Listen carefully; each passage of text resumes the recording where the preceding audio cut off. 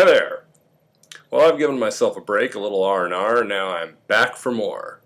I would like to do a series of videos on how to apply ACT to different situations. And tonight, I'd like to talk about perfectionism.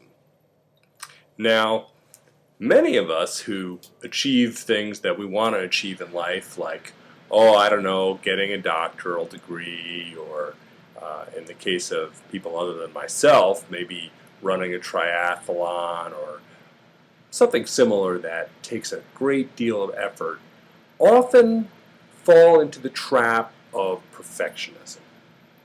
Now let's look a little closer at just what perfectionism is about. So let's say I've got something really good here. So like this cup of, let's pretend that it's got some coffee or whatever your favorite drink is in it. And you take a sip of it,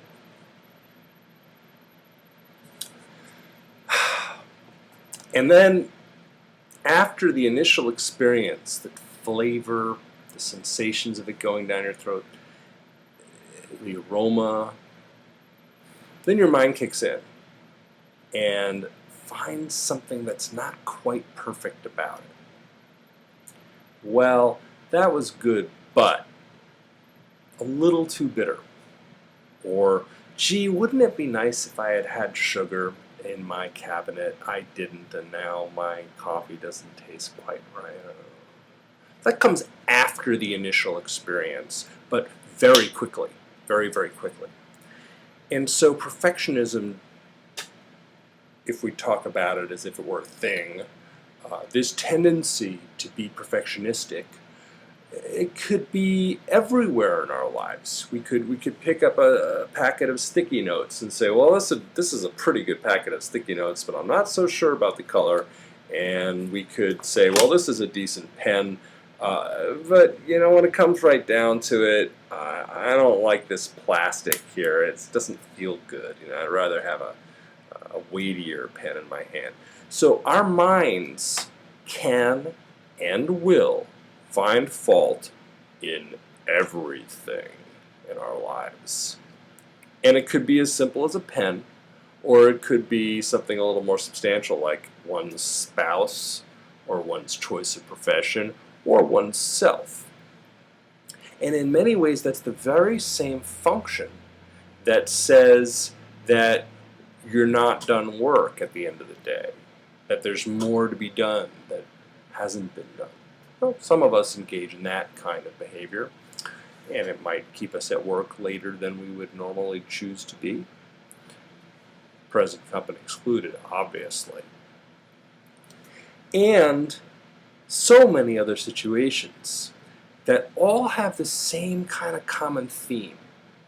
And that theme, if we put a finer point on this, could be captured by the words, not enough. It's not good enough. I'm not good enough. It's not enough. I'm not enough. You're not enough. The world isn't enough. The world isn't good enough. My efforts aren't good enough. My spouse isn't good enough. My job isn't good enough. My computer isn't good enough. My plants aren't good enough. My dog isn't good enough. And so on, and so on, and so on. This experience isn't good enough. This video isn't good enough. This psychologist isn't good enough. My therapist isn't good enough. I'm not a good enough client. Not a good enough guitarist. So on, so on. Now, if you have that, maybe you don't, in which case move on to another video. Don't waste your time here. But if you've got a little bit of that, it could be useful to notice it whenever it comes up. To notice that tendency to want to throw away anything that's not perfect. And by throw away, I don't mean necessarily literally destroy or discard. I mean discount anything that's not perfect, which of course ends up being everything.